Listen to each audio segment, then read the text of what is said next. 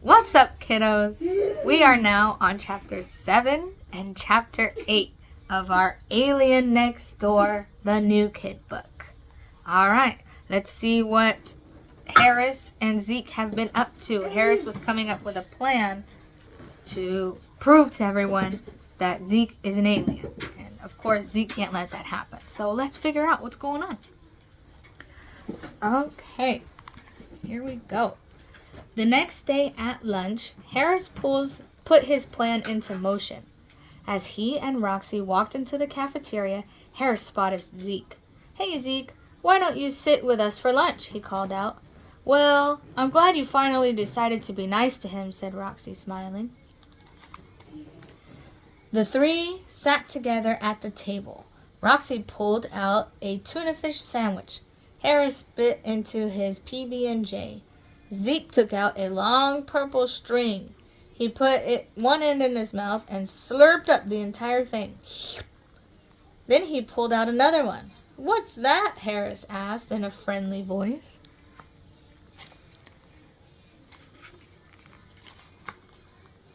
"Gardash strands," said Zeke. "They are very popular in Tragus." "Speaking of Tragus, where exactly is it?" Harris asked. "South of here," replied Zeke. "On this continent?" Harris asked. "No," said Zeke, slurping down another Gardash strand. "So what's it next to?" asked Harris. "Quarzinta," replied Zeke. "I've never heard of that either," said Harris. "Someone doesn't know his geography," Zeke said. Roxy giggled, and Harris looked down embarrassed. His plan was going nowhere. "So what's it like in Tragus?" asked Roxy. "Well, there's a bright yellow water in the lakes," said Zeke. "We have elevators that travel sideways, not up and down.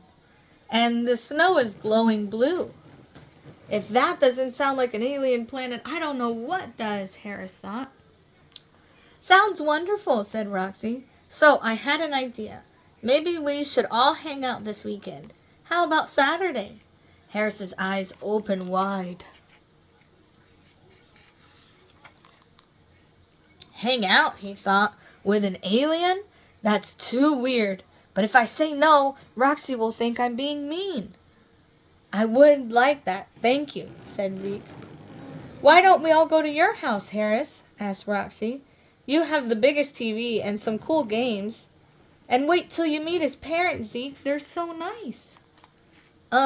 Sure," said Harris. What else could he say? Harris felt trapped. Today is Thursday, he thought. That only gives him one more day to prove that Zeke is an alien before having to hang out with him in my own house. Chapter 8, Mission Earth. That evening at home, Zeke talked to his parents. "I like some of the Earth stuff at school," he explained. "That bell that sounds between classes is the same tone as my meditation chime back on Tragus. It helps my mind projection." "Well, that sounds nice," said Quar. "I don't really like taking the bus," said Zeke. "But the way the folding doors open is very clever."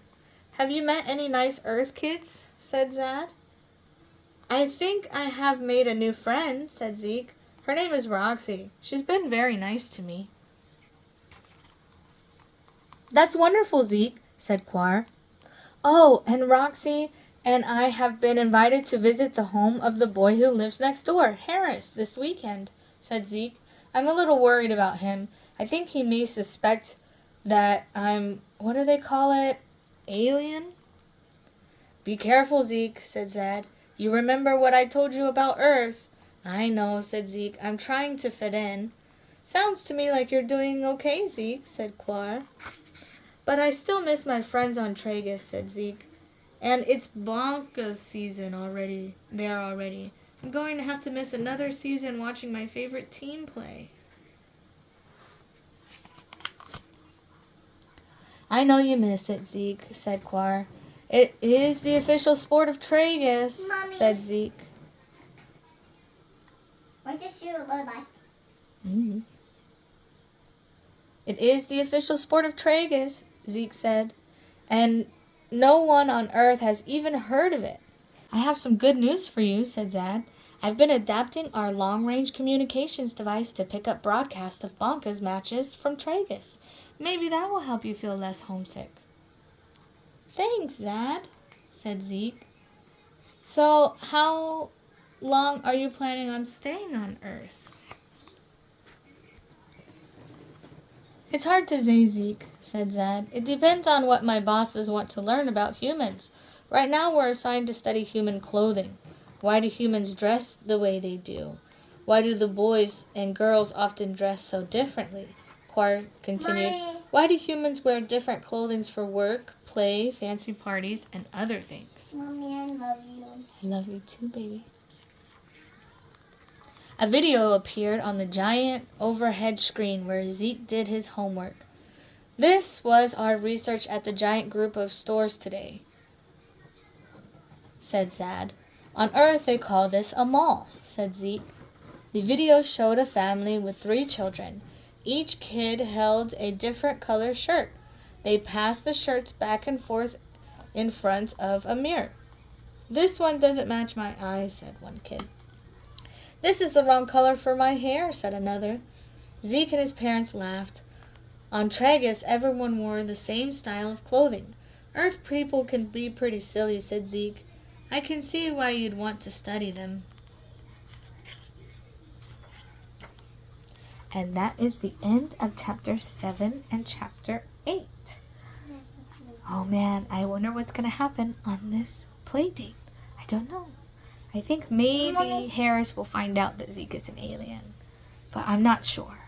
Okay, catch me next time. See you later.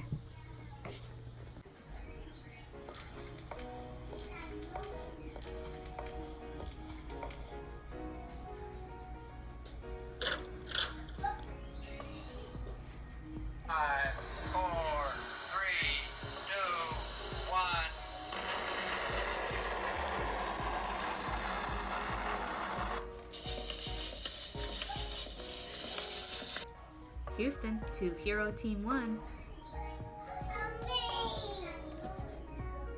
I'm cleared for story time. I'm cleared for story time.